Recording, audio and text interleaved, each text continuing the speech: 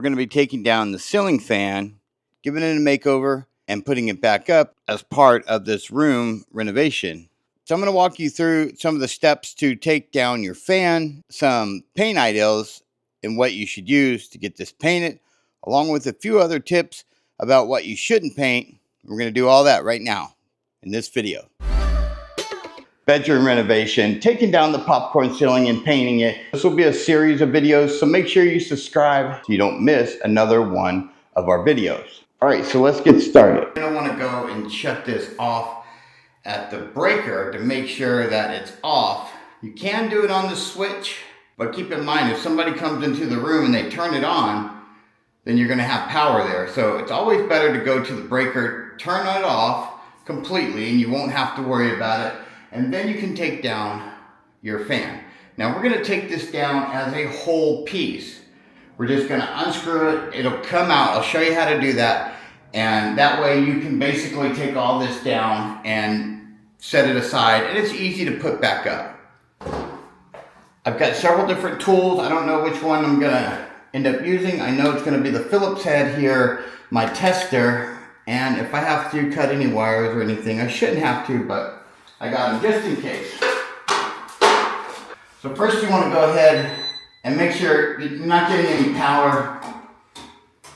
Looks good, no power there. Then around the side, unscrew this to take the plate down here.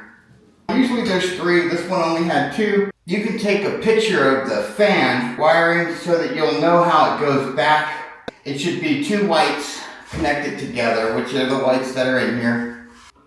And then you'll have the blue and the black. This will all be power. One's coming from the ceiling, 2's from the fan. I'm gonna throw the cap back on here. So we're going to pull the lamp over, use our flat head, and just unloosen this bracket.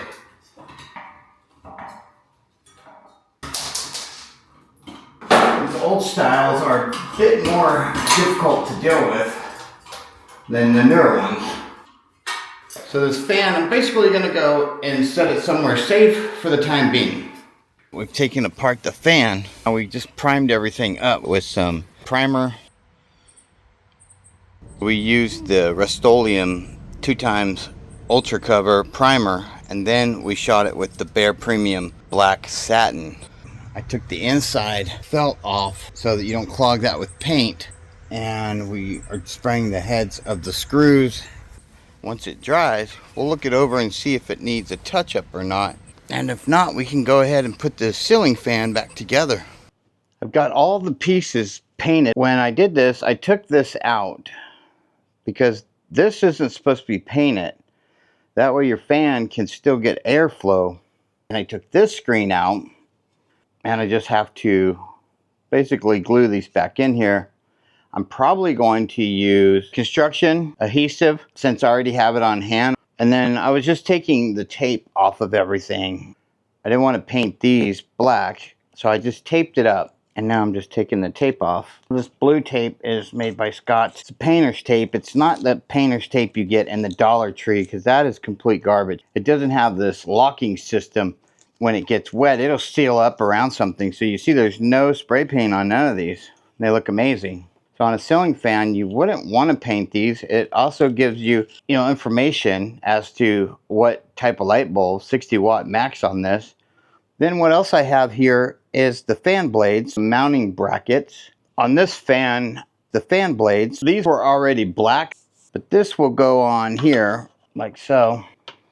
It's got the little spacers and all that to keep noise, vibration, but I'm just putting this on there to show you. And this BEHR spray paint, it came out really nice. I thought about just a standard flat black, but I was like, no, because you can't wipe that down and it chips really easy. But when you're using something like a satin, you could wipe this down. It's not real glossy, but it does give you a little bit more of a finished look. I didn't take the screws out because they're kind of locked in there. They're designed that way, so when you put them back into the fan, it's generally upside down. With the power off, we're going to go ahead and put all this back.